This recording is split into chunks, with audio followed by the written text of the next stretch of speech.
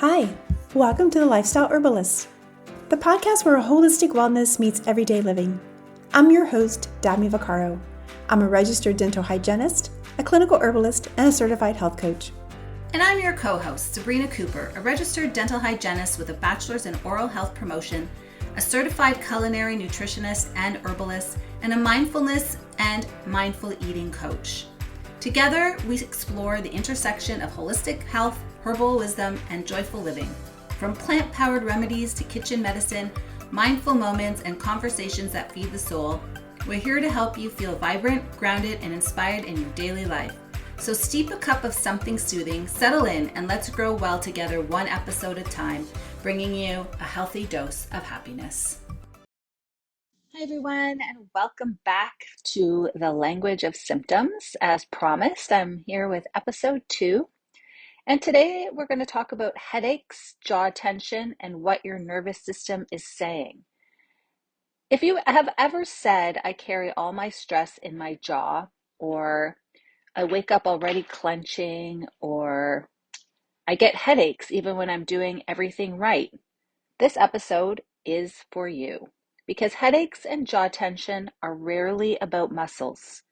They're often about how safe your nervous system feels. So today we are decoding one of the most common and most misunderstood symptom patterns in modern health. And once you hear this, you may never think about headaches the same way again. Let's start with an important truth. There are over 150 different types of headaches recognized in medicine. Imagine 150 different types of headaches. But the most common ones are tension type headaches, migraines, TMJ-related pain, and they all share a common thread. And that is nervous system involvement. Headaches are not simply tight muscles or bad posture. They are often the result of chronic sympathetic nervous system activation, altered pain processing in the brain, reduced vagal tone, and changes in blood flow and neuroinflammation. In other words, the body is responding to a perceived threat, not tissue damage. So here's where it gets fascinating. The jaw is innervated by the trigeminal nerve, the largest cranial nerve responsible for sensation in the face and motor control of chewing. This nerve directly interfaces with the brainstem, is highly sensitive to stress, is strongly influenced by breathing patterns and emotional load. Clenching and grinding, known as bruxism, are not habits. They are motor responses to nervous system activation. Your jaw is essentially acting as a pressure valve, and when that valve is consistently and constantly engaged, pain follows. And that's what we call the jaw-brain connection. In the dental field, as a dental hygienist, we often have clients or patients with chronic TMJ issues, and often they present with normal imaging. So we can have a patient with jaw pain, clicking, daily headaches, neck and shoulder tension. Their x-rays or dental imaging is normal. If they have been for an MRI, perhaps because it's very consistent and constant, and they've gone further than just dental imaging, an MRI may not show any structural damage, and they're told, we often suggest wearing a night guard. They may be told to reduce their stress levels. It's helpful, but it's incomplete. And so what is missed is it could be a chronic mouth breathing issue, forward head posture, shallow upper chest breathing, poor sleep quality, elevated baseline cortisol. And research shows that altered breathing mechanics and sympathetic dominance increase trigeminal nerve excitability. Once breathing patterns are corrected and the nervous system downshifts, jaw pain often improves even without a dental intervention. And it's not to say that a night guard or clenching apparatus wouldn't help. It will help alleviate some of the symptoms. But checking in with your breathing and slowing that down may also make a huge difference. Migraines, in particular, are now understood as neurological sensitivity disorder, not a vascular one alone. Studies show altered sensory processing, increased cortical excitability, reduced ability to adapt to stimuli. What's that in simple terms, you ask? Well, quite simply, the brain is overwhelmed. Light, sound, smells, stress, they all start to stack. They accumulate. The headache is the brain's way of saying, I need less input. So this reframes migraines not as weakness, but as a protective shutdown. It's being overstimulated, getting too much sensory information, taking on way too much. And so your brain is actually giving you those signals that are saying, whoa, whoa, whoa, slow down and let me recover because I'm in brain overload. A high achieving professional experiences some migraines. So here's a great example where someone who is in a high stress job is experiencing these migraine headaches. So mostly on weekends or after stressful weeks or during some hormonal shifts.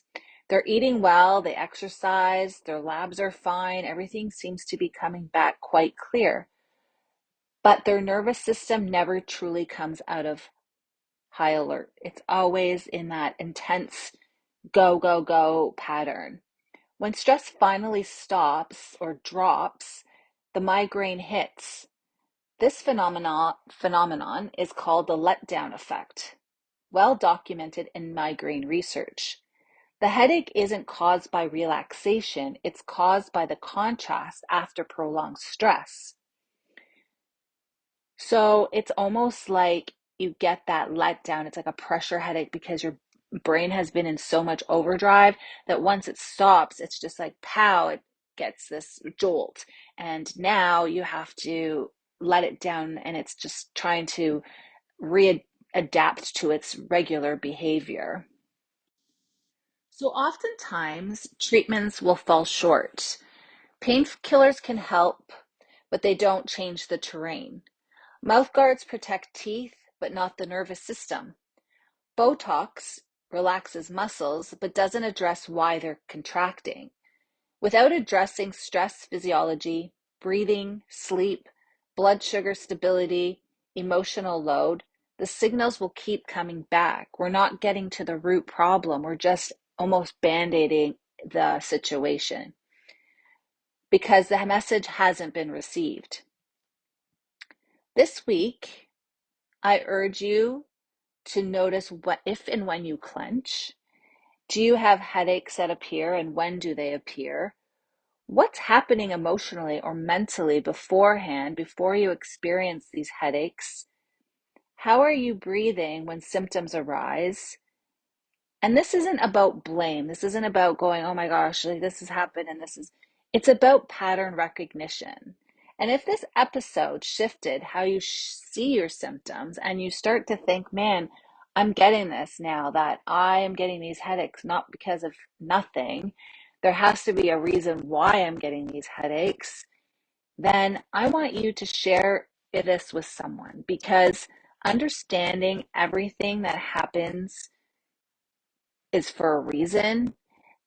You'll get to the bottom of why you're having these issues. Your body just doesn't tell you things or things that aren't happening because they're supposed to happen. We're not supposed to live with headaches and migraines and discomfort and tension in your jaw. No, everything is supposed to just go flow together and you're supposed to feel alive, for lack of better words. So I really want you to pay attention this week to see if you have an onset of a headache, why it's coming on.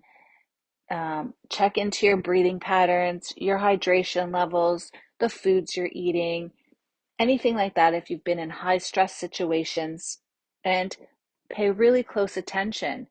And then once you figure that out, see if you can address those situations, make some little tweaks and changes, and see if you can go with a period without those headaches.